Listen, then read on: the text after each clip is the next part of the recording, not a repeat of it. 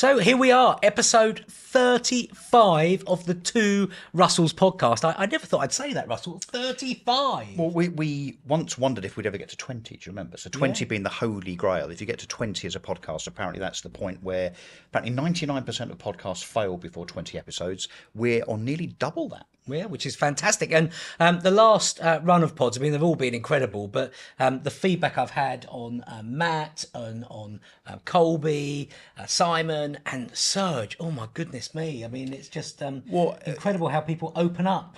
I hope that people watching this agree that just when you think that we can't find stories to inspire people and kind of trigger them and invoke a few tears, when you don't think we can find any more, we do. Yeah. And actually, it's not for the kind of the sensationalism.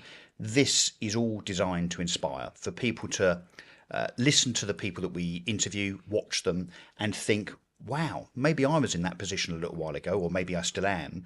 And that person has gone from challenge to challenge through adversity, come out the other side, and is now successful. That's the point of this. And what they say is it that dangerous roads lead to beautiful places, and that's something I want to unpick on today's podcast, which leads me to welcome Ben Madden. Ben, welcome to the Two Russells podcast. Thank you for having me. A man of many hats, Digital Sparks, Fine and Country, and I want to start with the Boys Club, because I'm going to just go straight into that, because off camera you and Russell were having quite a detailed chat about why the Boys Club exists, and also we managed to unpick a little bit of Russell's backstory. So just let's dive into the Boys Club, because it is Mental Health Week this week, so I think be really good to start there rather than our usual where did it all begin for you. So Ben, just tell us a little bit about the Boys Club. Sure. So it's in its current format, it's a group of male property professionals who are all in a Facebook group. And so we ripped off the Facebook group idea from Women in Estate Agency because it makes good sense and it's a platform where we can all just communicate with each other. The reason it exists is after Trustonomics, so we'd been through that boom period of COVID, came out the back summer before Trustonomics, things started to slow. Then Liz Truss did her best work to grind everything to a halt. The start of, where are we now, 2025? So the beginning of 2023, agents were starting to struggle. Pipelines weren't where they need to be. We're going to struggle to get through Q1, lots of negativity, people are burnt out. And I started having conversations with agents. And I've told this like a dozen times, it's almost surreal that agents were messaging me that I don't know or calling me and just talking through this difficult situation they're in. Because at that point, I was heavy on social media content, talking about what I thought was best practice, how you can improve your position, how you can improve your conversion rates, how to, drive better resilience into the business. And so people were reaching out to have a chat. And I thought, it's a bit surreal, because what do I know, really? And but you must have done something to trigger that, did you? Well, I think it's did the you amount lay of your content I was story putting out there. or? No, not really. I think, I guess, my story, if you like, my content is out there. People, some people would have known that I had a business and it went reasonably well and I exited that. Maybe there was some of that. That business, like all business, had really great times and tough times, and people may have known that. But I think it was more that I was talking about collaboration and agency more, and that like this business would work much better if everyone learned to get along, which anyone who's an agent in London will understand why I'm saying that. It's because it's not common practice for agents to work together very well. So yeah, I had a load of these calls, messages, and then got a poignant message into a WhatsApp group from someone that had just been through a horrendous experience. Last 12 months of their lives. I won't betray a trust here, but if you can imagine things that can go wrong in your life, they all went wrong. Business, relationships, both partner, children, parents, everything. It was like a Guy Ritchie movie, his story. But there wasn't much of a lovely ending. No happy ending. So anyway, I said to him, look, I've been thinking about this for a while. I'm talking to loads of people. Would you be interested in telling your story to a load of people because I think it would be beneficial? And that was the start, really. He said, yeah, I'll do it. A few guys showed up for the first Zoom meeting. And then the next one, we thought, look, we should do that again and somebody else tell their story. And it's just sort of snowballed from there. The concept is really simple. It's a group where men can feel safe, which I know it sounds naff, but to talk about mental health if they want to. Yeah. You know, we don't talk about it. It's a bit of a taboo subject. We don't like to do it around women, that's for sure. And so the idea is that we do that. At the moment, we're going through a bit of a transition. I want the group to be more about how we build resilience, how we build relationships, how we help each other do better things, rather than talk about mental health. Because that's not a sexy No. pitch, is it? Let's go talk So about mental health. we started that conversation off camera where I apologised because I'm part of that group, but I've made zero contribution to it, and I apologise for that on the basis that, have I got a story? Yes, well, you have. Well, I'll let others be the judge of that, I suppose, in terms of, what makes me the pantomime villain that I am. And there is a story to that, and I'm happy to tell that within the confines of your group at some point in the future. And there's some kind of sensitivities there. It's, childhood stuff and parents and whatever. But on the basis that, maybe that little contribution, which is the point, I guess, of what you do, might help, again, to inspire others. Because I think it's very easy when it comes to mental health to almost compartmentalize. You see people on Instagram and Twitter and LinkedIn, everyone's doing brilliant. Everyone's fantastic. They've got this, they've got that. You don't see the backstory, the challenges and so on, which is, again, part of this podcast. But you also don't get people very often saying, just had my car repossessed, just been fired, business has just failed, and so on. So the illusion is that those that you are exposed to on social media are all doing better than you. It isn't true. Absolutely. And so I don't know if you guys have seen what I posted into the group today. No. But it was because you're not doing a lot. I'm not doing a lot, and I'm meant to be sort of managing the group, if you like. So I'm making a conscious effort to post into the group more. I mentioned something a couple of weeks ago. I said, I'm not sure if this group is achieving what we want it to. Are people getting value from it? Is it helpful? I saw that. And so I got loads of feedback from that. I got private messages saying it's more powerful than you realise. I know we've helped people because I've had direct messages from people. And I'm talking the most extreme, people saying, I was a couple of weeks away from making a really horrendous decision. And hearing that story means I'm now going to talk to someone, so thank you. So I decided I'm going to post more. So today I posted 7 things that have happened to me in the last 2 weeks. Because someone said to me, Ben, people look at you and think everything's... What's that, good and bad? Or just, right. So, some good stuff, positive, easy stuff. But so I was accused of bullying 2 weeks ago by a mate. Right. He didn't use the term bullying, but he referenced mental health.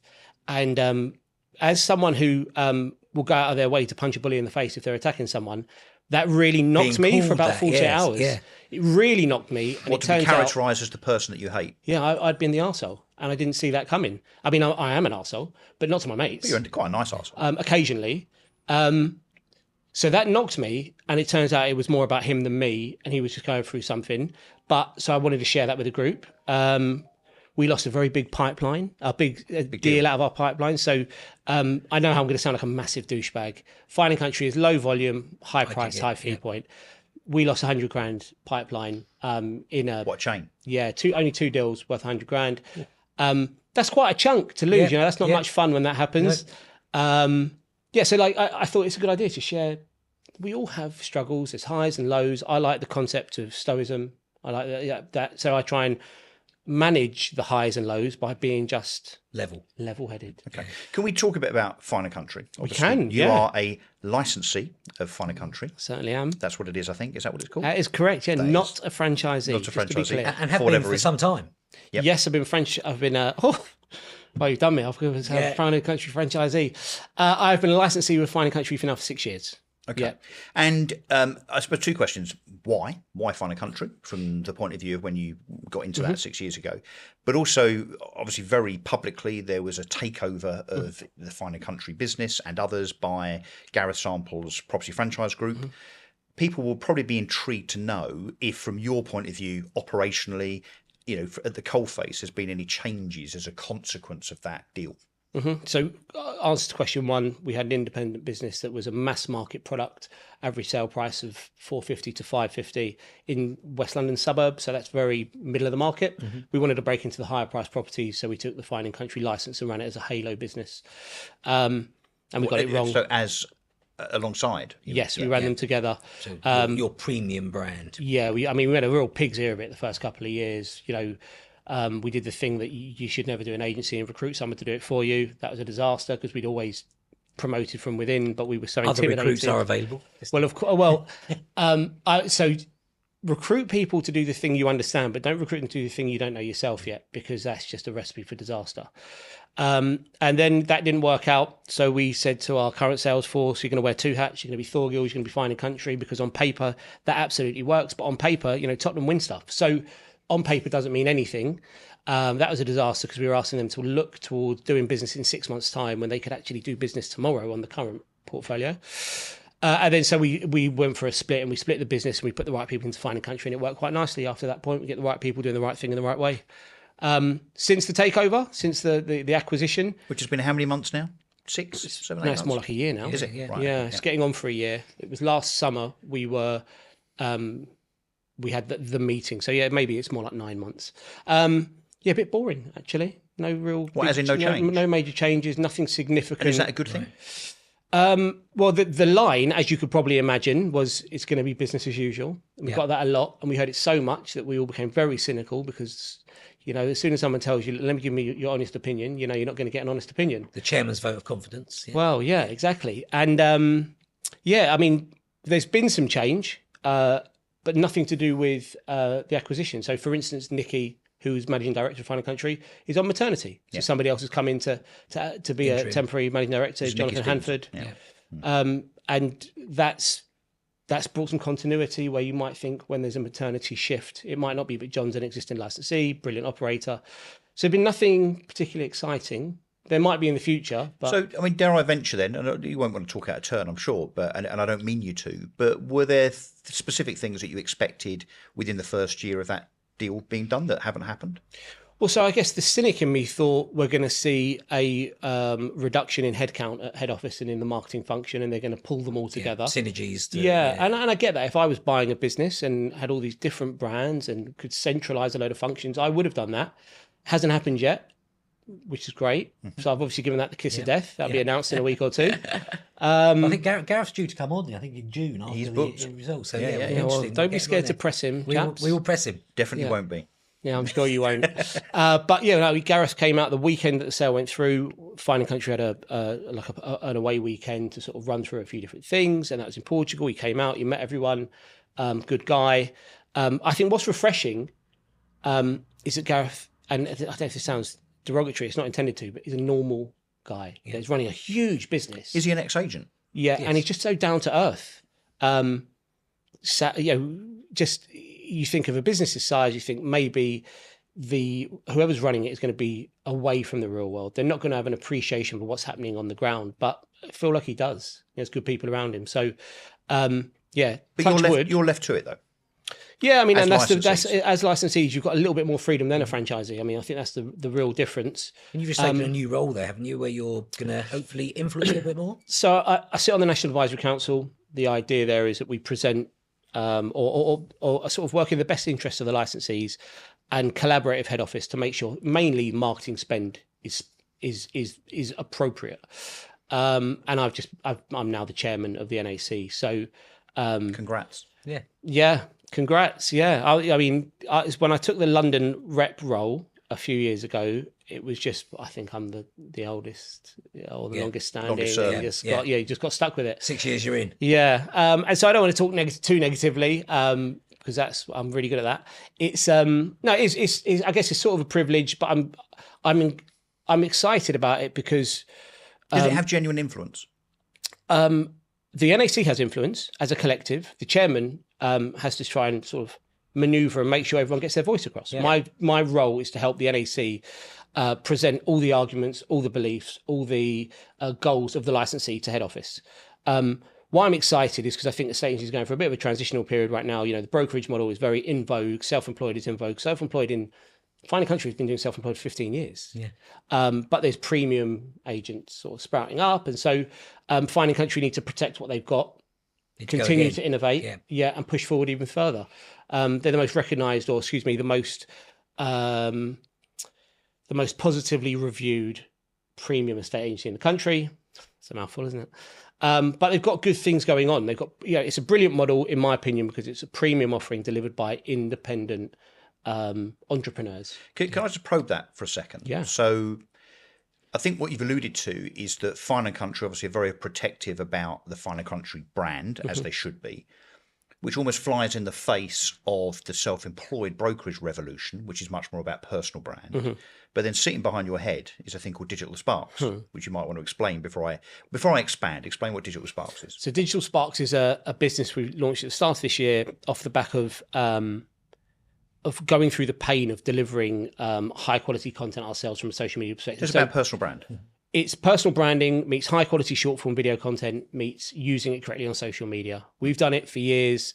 We've systemized it, and now we offer it to other. But this is not just for other professionals. fine and country licenses. No, it's for everyone. This is for everyone. Anything. Yeah. So if someone from, I don't know, Daniel Dagger's outfit or from EXP pops up and says, hey, Ben, I'd like to embark on a project with Digital Sparks, that would be fine, even though technically they could be a competitor in your backyard. So we wouldn't work. We only work with. Well, no. The simple answer is yes, they absolutely can. We work with brands all over the country at the moment already. Separate to Fine and Businesses, Country. nothing to do with Fine and Country at all. I'm a licensee for Fine and Country, so I'm a customer of Fine and Country head office. And Digital Sparks is a completely separate business designed to help estate agents level up. My general view is just very, very briefly: if you tell your story honestly, authentically, warts and all. Yep. Then the consumer will start to understand just how tough a job it is and how good you are at what you do. And give information, advice, and guidance. Expertise, Don't guidance. just keep banging on about market share. Yeah, no, it's not that Have at all. it's So not just to be clear, personal branding is know you, like you, trust you. So I want to talk to you about who you are, what you believe in, what's important to you. Because if it's important to you and it's important to me, so you're my next agent. And if I unpick that a little bit, warts and all, if we look at when I met you for the first time in your office briefly, I went through the 5 black T-shirts that were there, which I thought he's like, do you know, he's like the Fonz. Remember the Fonz, where he opens the wardrobe and he's got a load of T-shirts that are all the same. That's this Ben. man is completely efficient. He's got all his wardrobe Well, they mapped labelled out. Monday, Tuesday, Wednesday. Well, they don't need to be, do they? Because they're all the same. They're the same. And then you started talking a little bit to us about your backstory and your warts and all, because it wasn't silver spoon into West London, let's become an estate agent. You had a pretty tough. Well, I'm going to just ask one question just to finish off the branding thing, just before we go into backstory, which obviously we will. I want to probe and ask, with that conflict, I think it potentially is a conflict between national brand and personal brand, which one wins? Because it seems like you've got a foot in both camps. So, this is really interesting. Your timing is really spot on because we're having this conversation at the moment. I get that a lot. Well, okay, I'll take a word on that. Fine and Country is a brand, and actually, if you think about the British consumer, we like a brand. If you go over across the pond, they like a person. Yeah. We're good with brand, and so we make decisions based on brand. And that's worked up until now. But what we're seeing in the world of agency, of course, is the rise of the personal brand and the independent agent and the person being front and centre. I don't think we're early enough in to say whether the person versus the brand is going to win. I'm not making a big bet. We do it both ways. We have fantastic brand backing up our agents, but we tell our agent stories relentlessly. I think it could be both. Yeah, well, that's what we're trying to tick both boxes. I think you can have the platform brand as being very important and very credible and attractive, and then a personal brand underneath that. But anyway, sorry, mate, go on. Let's get into Ben Jr. That personal brand actually just remaining consistent. Yeah, but do you know what? I would also argue whether you're authentic. Yes, but even if you're if you're part of a franchise or license business or whatever, even if you are a neg or a lister at Beresford's or Best of Weaves or whatever, I still think personal brand is super important because you're then creating value that you own as an individual and take with you. But anyway, but also from your conversion perspective, if you've watched my videos online for the last 6 months as a consumer in our local area, you've seen my girls, you've seen where we failed, where we've done good business. I've given you some advice. I've talked about the local area. It's authentic. You're interested. You might be a QPR fan. I might talk about QPR straight away. You feel sorry for me. Why would you do that? Well, because I'm looking for a bit of sympathy. Clearly. We won't get Russell on football because it just doesn't go anywhere. Not interested. Let's get into Ben Jr. Yeah. Where did it all begin? Where did it all begin? Wow, How old are you? What a story. How old am I? 42. 42. Hard to believe. Okay. So that makes you born in 83. Oh, crazy. 70. You were born in the 80s. Oh, your maths is a bit off. Yeah. You were born a year before I left school. That absolutely pisses me off. But anyway, let's. We mic drop. We can finish there. And it shows. Okay, so born where? West London, Hammersmith. And brought up in West London. West London, yep. Okay. What was family life like? Yeah, I mean, look, everyone's got their story, right? Why did you smile slightly there? Well, I've got no problem with telling my story. I think I'm quite old school in that, I don't want to present a position that ever draws any sort of sympathy unless it's around my football team. Tell you how it is. What is that, QPR or Spurs? QPR, absolutely not Spurs. Yeah, QPR. Actually, I gave Spurs up earlier, so I thought. I just like to have a dig at Spurs. What sort of family were you born into? So, okay. my parents had quite tough upbringings. My mum is the daughter of a London gangster, bit of a scumbag human being. Wow. So your grandfather was a gangster and not a very nice guy? Not a very nice guy. So his dad owned bookmakers. He took over that business. He exited that business, I think, late in the 70s, early 80s. Big exit. Got into property, but the entire time he's a bit of a gang. He said, I remember hearing lines like, he came up at the same time as the Craze. And I mean, like, who talks like that? Yeah. So when I say scumbag, I mean he would beat my nan to a pulp in front of my mum, throw her down the stairs, lock her on the balcony for the night. I discovered this recently. My mum doesn't like music, which is just a wild thing. Who doesn't like music? Yeah. I saw it just a few weeks ago. We were talking about it. And she said, I think I don't like music because he used to turn it on when he beat her. Right. What, to shield the noise? Yeah.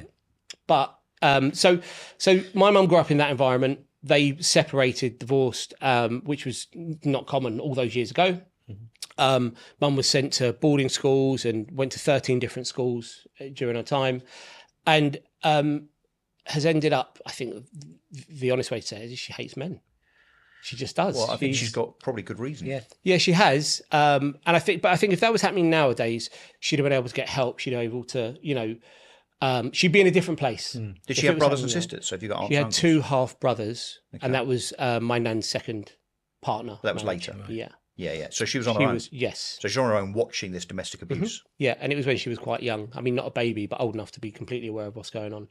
And you think that inevitably affected her in later life? Did it affect then the way that she was a mother, do you think? She is ferocious. She's fearless. And I do mean fearless, like psychopathic fearless. What, as in terms of what? Being able to speak her mind, or wildly outspoken. Problem in a shop, she'd intervene. Oh, doesn't intervene. She is possibly the problem in the shop. Right. So, and I don't mean she's. So her default position is if a problem presents itself, she'll just attack it.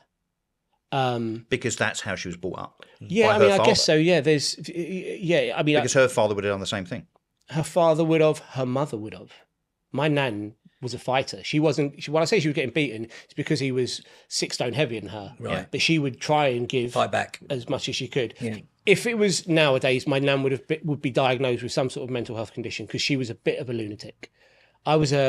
She died when I was 11. I was probably closer to her than my mum and dad. I don't know why that was. I was just the blue-eyed boy, obviously. Was she good to you? Yeah, great, wonderful, amazing. We just had the most fun and just all the silly stuff. Yeah, but she was crazy. And like back then, it was I've just got a fun nan. But looking at it now, I think. But did she often say things when she was with you looking after you, where you'd think, even then as a kid, can't believe you just said that now? No, I don't think I was aware enough of that. I have a hyper awareness. I mean, there are some bits and pieces. Go on. I can remember. Go there, Ben. I can remember hearing a conversation about moving to Spain after they had my granddad killed. Wild, right? Yeah. Now I can't remember anything more than that. Wow. Other than it was moved to Spain and probably open a bar. What a random thing that is to remember. Hang on. And have you asked that? Have you? No. I mean, sorry. So they were discussing. They were planning. This came back to me. This legitimately came back to me a week ago. I hadn't thought about that probably for 15 years, and a week ago something came up and made me think about that. And so I'm pretty sure, even though as a young boy, I was aware that they were considering having my granddad offed. Right. Wow. And you were part of that conversation because you were a kid, and they thought. Well, no, I'm just there, listening in. But you heard it. I heard it, and do you remember how that made you feel? No, I don't remember. It's the honest truth. Mixed emotions. I know that I was quite a scared child. So my mum is a very combative woman. Just to touch on my dad is from a council estate in West London, Shepherd's Bush, quite tough, located, quite a tough area. His mum died before he was a teenager. So he was raised by his dad, who was a bricklayer and I think an alcoholic. So he had a tough upbringing, and they are 2 of the most combative, argumentative people on the planet, and they've managed to marry each other, which makes for just a crazy home life. Sorry, mum and dad are still together? They're still together. Even though they are combative? Yeah. As in argumentative, swearing at each other? Yeah, relentlessly. Chucking things at each other? maybe years ago it would have been more like that. Now it's almost like they've just withdrawn from it and they'll argue. But And they're still together. Chucking words. I mean, I think they've got to the point where it's like we might as well just see it through now. But hang on, So how come in all this- 45 plus years, presumably? 40 odd years, yeah. Wow. With all this going on, Ben, then how come you've arrived here? Why are you not in the street crime of West London? Because it wasn't just because they're combative and argumentative and at times really difficult. It doesn't mean they don't love you. And so I come from a loving environment, just a very tough one. I remember if I would get an injury playing sports as a young kid and cry, which I think also, I think anyone watching this, I bet lots from my generation, raised by the older generation, get up, dash it off, stop crying. Yeah. I remember breaking my wrist, jumping off a bus stop, waiting to go to my nan's, and my mum pulling me up by the wrist, not knowing it was broken. And, I've got a broken wrist. And these things seem normal to me. And I think for some people... What her attitude was what? Just get on with it. Yeah. Just get on with it. Yeah. Stop moaning. Crying, don't moan, be tougher. Don't be weak, basically. And how has that manifested itself on the Ben Madden of 2025? It drives resilience. It does drive it. So, sorry, that's what I started to tell you, that as a child, I was quite scared quite a lot. Most kids look forward to a Friday and the weekend. I remember finishing primary school and thinking, oh no. I hated Fridays because my dad was a scaffolder and would go to the pub on a Friday. He'd come from home, and actually the issue was not him coming home drunk. It was mum was waiting for him to arrive so they could have a fight. Yeah. She just wanted to have a row, and I hated it, and I was really scared of it. And so, the knock-on effect is, I guess, that I don't have a very good education in marriage. I've watched those two, and that's been ground into me. I look at my sister; she's like a mini mum, and she's now separated from her partner, and of course, blood is thicker. Yeah. But I bet she was a freaking nightmare because she's learned that behaviour. But Ben, when you see all that, you might not realise it at the time, but you have a subconscious choice.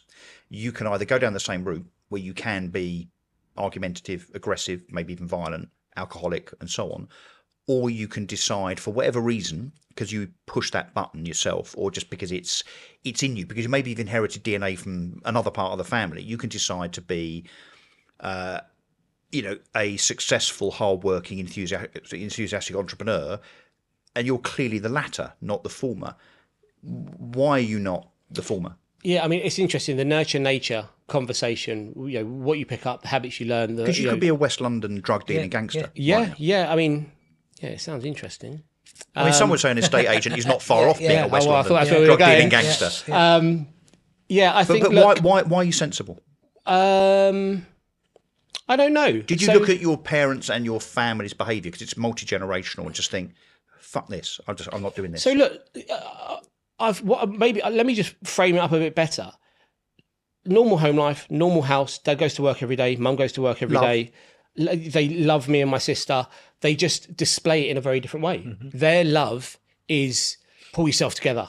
Yeah. If someone was to attack me, God help them, So they're just not traditional emotional parents. They're not woke. No. Oh, I had to get it in there somewhere. Yeah, I mean, that. To be fair, I'll give you that. that. Takes 20 minutes. Yeah, they're not taking you down a path saying, right, no, and let's get you. They wanted me to be educated. So I remember making bad decisions at school. So I was reasonably, I was okay from an academic perspective.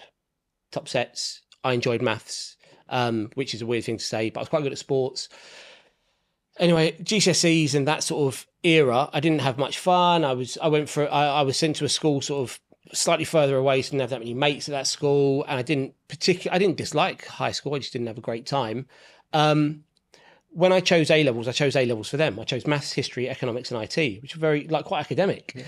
And after the first year, I was like, I just don't know what I'm doing here. Did you go to uni? No, so I dropped out of the A levels. Okay. And went into various jobs. But they were always supportive. They didn't want me to drop out, but it also wasn't the end of the world. It was just, okay, we'll go get a job. Because I presume, and don't shoot me down for assuming this, but not many people in your family have been to university. No, it's a real shame. So my dad went to the Oratory when the Oratory was what you know, not who you know. And he went to night school and studied as an engineer. And then Shepherd's Bush pulled him back and he ended up as a scaffolder, which is a bit of a shame. and ended up as a rigger. But, you know, what I learned from him is work ethic. Worked his arse off. He broke his arm. He's a scaffolder. He broke his arm, went to work for 3 days before getting it checked. Right. When you're on dailies or you're getting, you know, paid for the work you do. Apart from the obvious, which obviously is, you know, the violence within the family as you're a kid, the obvious. Do you regret the type of family that you were brought up by, or not? No, I mean, I try not to just have regrets full stop. You know, I don't want to do the cliche, you know, you've got to learn from everything. No, but do you think it was a good thing is what I'm getting at? Yeah, I mean, it's set me up well, actually. And I don't enjoy violence, to be clear. I don't like confrontation, but when it finds me, I can't help but just go for it. And normally on a sports field, or, you know, as a younger man, maybe making some bad decisions.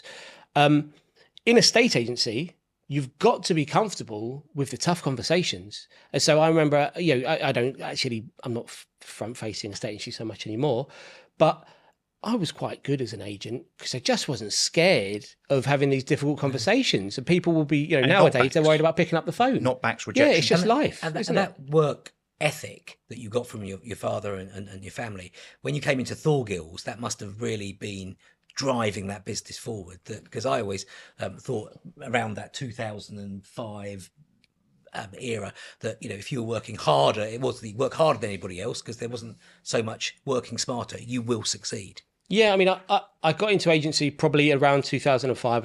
I did a couple of stints at 2 different businesses and then launched Thorgills 2008 just as the market crashed. And I think for a lot of people, they might have capitulated because I've just invested money, I've launched, we're 3 months in and the world is falling apart. And I can't specifically say what the emotion was, but I'm pretty sure I would have been like, well, fuck it, let's get on with it. This is great. Everyone else is... When I broke my arm, I'm going to put scaffolding up. Cream rises to the top, let's get on with it. And so we were a bit of a chameleon. We needed to be what we needed to be when we needed to be it. And so we did that. And from a culture perspective, I like to think we've built the business around work ethic, resilience, tenacity, and really caring about what you do. If you care, the person that wins is always the person that cares the most. Yeah. I've got a really naff mantra: believe, care, try. Okay. If you do those 3 things, if you have enough belief, you care about what you're doing, and you genuinely try, not, I might show up today, work your ass off, you win. Can we expand on the care aspect of that? Mm-hmm. And also on just maintaining the kind of family conversation. You've got 3 girls. 3 little girls, yep. How are you as a father, would you say? Because I see you, look, we know each other a bit, we're connected on social media. I genuinely see you as being a very proud and devoted father, which might fly in contrast a little bit, despite what you said about your family background and there being some combativeness and the fact that you were loved and so on. But it seems to me that you're almost the antithesis of what's gone before you when it comes to how you react to and bring up your daughters. Yeah, I mean, our parenting is, well, as you'll both know, it's the Rubik's Cube that you're trying to solve with a blindfold on. I try to, I guess, create an environment that's tough for them. How old are they? How old are your daughters? 3, 5, and 9. Okay. Wow. When I say tough, I mean, I want to say enough. No. I just want to say, I want them to hear the word no. I don't want them to get everything they want whenever they want it. I think we touched on mental health. I think we are where we are today because everything's so easy. Everything is a yes. Silly examples. Everyone's a winner. Yeah. You want to? Don't give me those participation medals. I will not have any of that nonsense. You have to feel the loss. Yep. I want my 9-year-old. She is heavily dyslexic. We didn't find this out until she was 7, and that's tough for her, poor little sod, because I'm quite a tough parent. With reading, we're going to get this done. We're going to nail it. She just couldn't do it. And I'm pushing her and pushing her and pushing her. So I've been an arsehole for a couple of years without realising. And so I know people will feel sorry for her. She'll get sympathy. And I've got some sympathy. And I feel like a horrendous human being for how hard I was originally. But this is going to stand her in good stead because she's having to deal with stuff now that lots of other kids aren't. Yeah. She has to... this difficult thing that she's dealing with will make life easier in the future. And so I take a longer term view. When they hurt themselves, when they fall down, when they're having a tantrum because I've said no, they can't have another cake, whatever it is, I'll take that short term pain because in the future it's going to serve them well. If we go back 50 years, 100 years, everything was more difficult. You also look at the generations that were raised 50 years, 100 years. I'm certain they were more resilient than we are today. Well, the problem with that and that attitude these days is that if you do cover everything in candy floss and cotton wool for your kids, notwithstanding the fact that maybe they won't be able to kind of, it'll be sink or swim and they might sink in the future, whereas previous generations, I think, were more resilient and would therefore swim.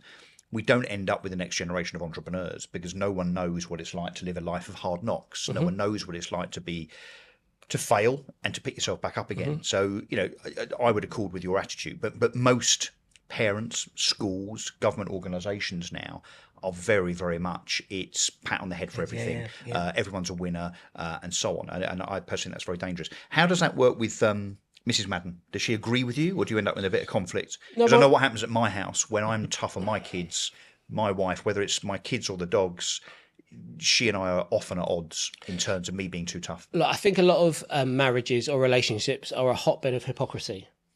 If I'm too hard on them, then I'm quickly told that I'm being too tough on them. And then tomorrow, when she's too tough on them, I'm told I shouldn't be commenting. But hang on, I don't want to get too deep into the psychology here because none of us are qualified to do that. Is it hypocrisy or is it balance? I think when I'm told not to do something, if I'm not told not to raise my voice, and then the next day my wife raises her voice, I think that is hypocrisy. Do you call it out? Yeah. Sometimes. I mean, I think we're headed to slightly uncharted waters here, and places we don't want to be. And I'm conscious of the time that we've got and the time that we've got of you, Ben. And so how do you juggle all this? Is what I'm keen to know. You've got Digital Sparks, you've got Fine and Country, you've got the Boys Club, you've got 3 children, you've got a business you're running. When I popped into your offices, there's 6 people sitting there, on the phones, driving, looking to you for guidance. There's inspirational messages everywhere. What keeps you going to do more and more and more and give so much back as well? I think, look, I like to be busy is actually the simple answer.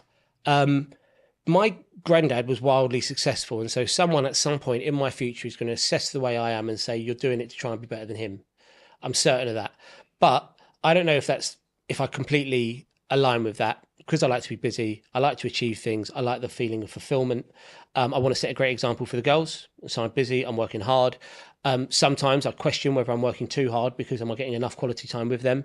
But as you said earlier on, I try and be present. I am wildly proud of them, although not in the way people throw the word proud around now. I'm not proud that they've done something that, of course, they're just going to do that naturally. I'm proud when my 9-year-old is sitting out the front during COVID with her little mate from next door who is on the spectrum and talks at 100 miles an hour, and a little old lady walks past to buy their lemonade, and because she's 100 miles an hour and she's talking, the little old lady says, "You talk a lot, don't you?"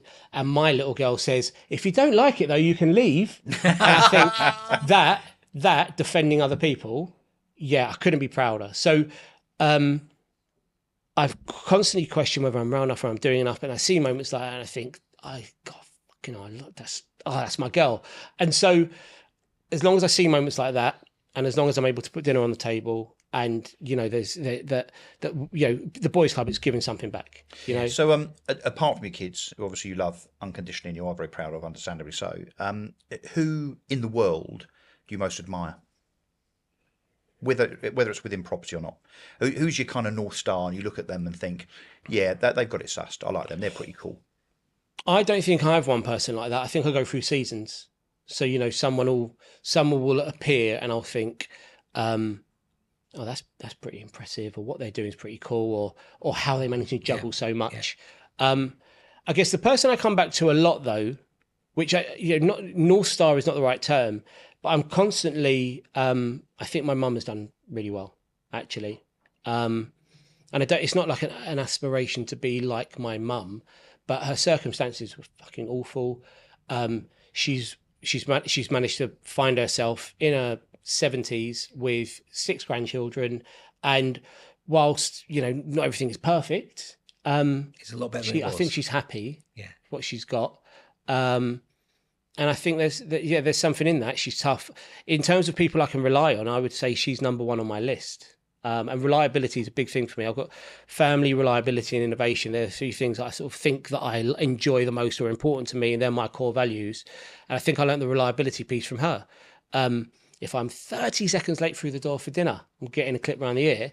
But she's big on reliability, and if she says she's going to do something, she'll do it. So, yeah, I mean, a bit of a naff answer, but... It's a wonderful answer. And what a wonderful story. Ben, if people want to get in touch with you, find out more about the Boys Club, LinkedIn, Facebook, best place to go? All of the above.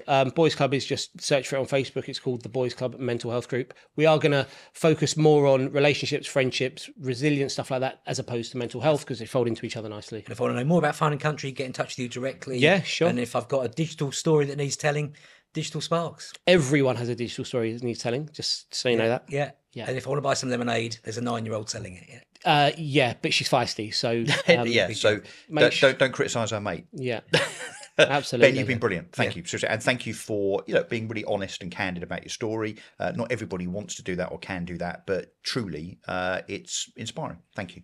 Thank you, Ben. So that's it. Episode 35. Obviously, episode 36 coming up next. A man who was selling houses to the stars in the Bahamas by complete chance from a conversation. So we look forward to that one. So it just leaves me to say it's good night from me. And it's good night from him.